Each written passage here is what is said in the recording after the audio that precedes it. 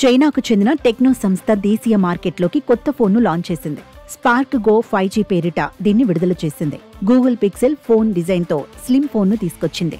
6000 mAh battery, 50 MP camera ఉన్నాయి. ఈ phone single వేరియంట్లో లభిస్తుంది. 4GB ప్లస్ 128GB వేరియంట్ ధర 9999గా కంపెనీ నిర్ణయించింది. ఆగస్టు 21 నుంచి ఫ్లిప్కార్ట్ వేదికగా ఈ ఫోన్ విక్రయాలు ప్రారంభం కానున్నాయి.